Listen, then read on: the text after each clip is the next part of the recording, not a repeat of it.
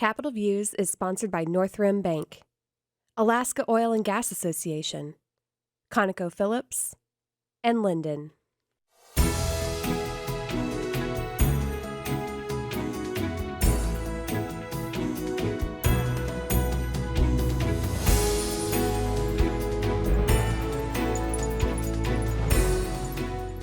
Hi, I'm Tim Bradner with Alaska Legislative Digest, and welcome to Capitol Views. And a special welcome today to Kara Moriarty, the president of the Alaska Oil and Gas Association. So, Kara, thanks for joining us today. Absolutely, Tim. Thanks for having me. Kara, AOGA is a trade association representing the views of all your members collectively. Maybe you could tell us a little bit about what AOGA is and how it works. Yeah, happy to. So the Alaska Oil and Gas Association, as you said, commonly referred to as AOGA, we are the professional trade association for the oil and gas industry in Alaska. So our members represent the majority of companies who are exploring, producing, transporting, and refining oil and gas in Alaska. And we have a very simple mission, sometimes easier said than done. But our mission is to advocate for the long-term viability of the industry in the state. Kara, one of the interesting things that trade associations do is to serve as a collective voice, for the industry with all its members. And sometimes it's hard to get a unanimous opinion about complex issues like regulations. But you do more than just, advocate in the state legislature. You work with regulatory agencies, sometimes very complicated regulations. And I that's the case, I guess. Yeah, that is the case. So as you mentioned, we are a forum where our members can meet and discuss issues ranging from tax policy, regulatory policy, environmental policy, both at a lot of our work is focused on the state level, but also a lot of federal issues since we require so many federal permits from a variety of agencies, as well as local governments. And then we serve a purpose in educating about the industry to the broader group, broader Alaskans.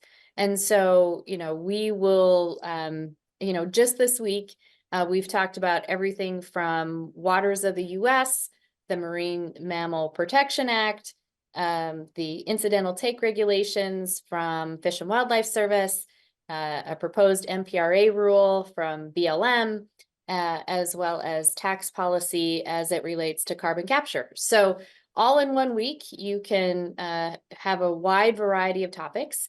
And so we meet collectively as an industry and discuss what we agree on.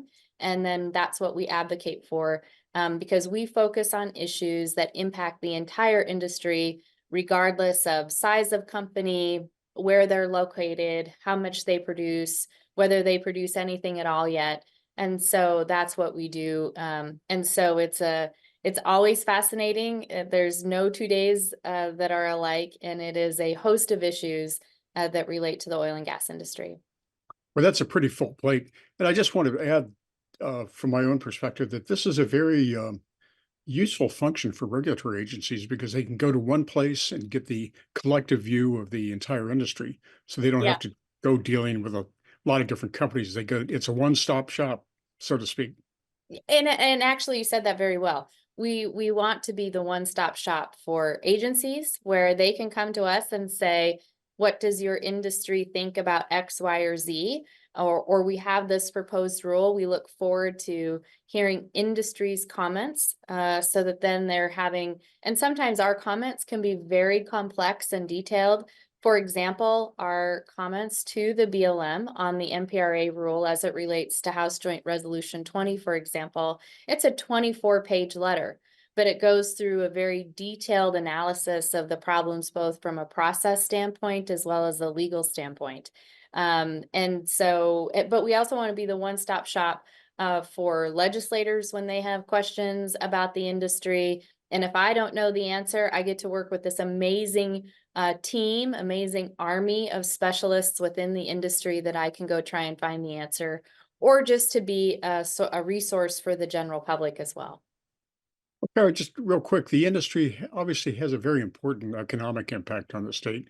Oil and gas jobs are some of the highest wages in the state, and that's very important for the economy of Anchorage and Fairbanks and other communities where people live. Do you have any recent stats on the amount of employment, the economic impact? Yeah, thank you for asking. We have been hiring McKinley Research Group for over 20 years, and about every 3 to 4 years, they update an economic analysis about the oil and gas industry. And so we just issued our most recent report back in August that took a look at 2022 data, and also for the first time, a forecast of expected capital expenditures for the next 5 years. So from 2023, which was last year, through 2028. And the report concluded three things: that oil and gas is still a significant source of jobs for the state of Alaska. So when you take a look at the number of direct jobs working directly for my member companies, as well as indirect and induced jobs from both private sector revenue as well as public sector revenue, it's about 70,000 jobs from across the state can be attributed back to our industry. The report also concluded that we're a significant source of revenue for state and local governments. We are the highest impact of any other industry in Alaska, meaning our dollars generate more jobs than other dollars from other industries. So for every direct oil and gas job, another 15 jobs are generated throughout the state of Alaska. And finally, the report concluded that we're in a very important part of Alaska's future. So that forward-looking piece determined that between 2023 and 2028, the oil and gas industry is expected to have about $14 billion in capital expenditures alone. And so it's a really exciting time to be part of the industry. It's great to be part of an industry that's so important for Alaska's economy. And I just carry a lot of pride in representing the men and women in the industry. That's interesting.